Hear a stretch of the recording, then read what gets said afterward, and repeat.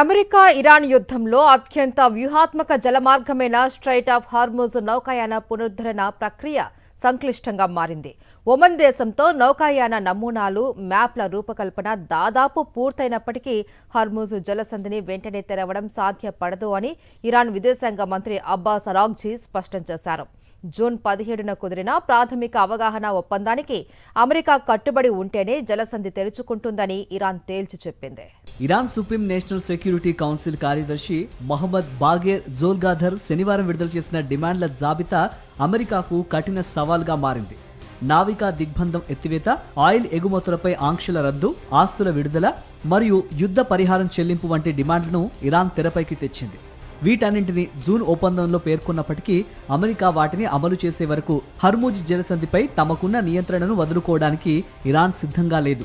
రాజకీయ విశ్లేషకుల అభిప్రాయం ప్రకారం జలసంధిని తమ ఆధీనంలో ఉంచుకోవటమే డొనాల్డ్ ట్రంప్ను ఒప్పంద అమలు దిశగా తీసుకురాగల ఏకైక మార్గమని ఇరాన్ భావిస్తోంది. హర్ముజ్ మూసివేత వల్ల ప్రపంచవ్యాప్తంగా చమురు ధరలు ఆకాశాన్ని అంటుతూ ఉండడంతో పర్షియన్ గల్ఫ్ దేశాలు కూడా వాషింగ్టన్పై ఒత్తిడి పెంచుతాయని ఇరాన్ అంచనా వేస్తోంది.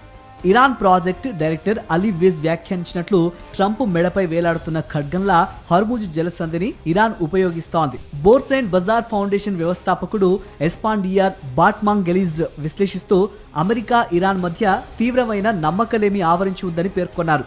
జలసంధిని ముందే తెరిస్తే అమెరికా తదనంతర ఆర్థిక పునర్నిర్మాణ బాధ్యతల నుండి తప్పుకుంటుందనే భయం ఇరాన్ పాలకుల్లో ఉందని, అందుకే ముందస్తుగా ఆర్థిక ఆంక్షల మినహాయింపులను పొందేందుకే ఇరాన్ ఈ పట్టుదలకు పోతోందని స్పష్టం చేశారు.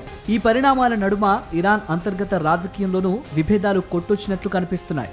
విదేశాంగ మంత్రి అబ్బాస్ అరాగ్జీ, అధ్యక్షుడు మసూద్ పెజెష్కియాన్ దౌత్య మార్గానికి ప్రయత్నిస్తుంటే రెవల్యూషనరీ గార్డ్స్ లాంటి కఠిన భావజాలం ఉన్న తీవ్రవాద వర్గాలు మాత్రం అమెరికాను నమ్మవద్దని ఒత్తిడి తెస్తున్నాయి. నవంబర్ మిడ్ టర్మ్ ఎన్నికల వేళ అమెరికాలో ఇంధన ధరల నియంత్రణ ట్రంప్కు సవాల్గా మారిన తరుణంలో ఇరాన్ డిమాండ్లపై వైట్ హౌస్ ఎలా స్పందిస్తుందో వేచి చూడాలి.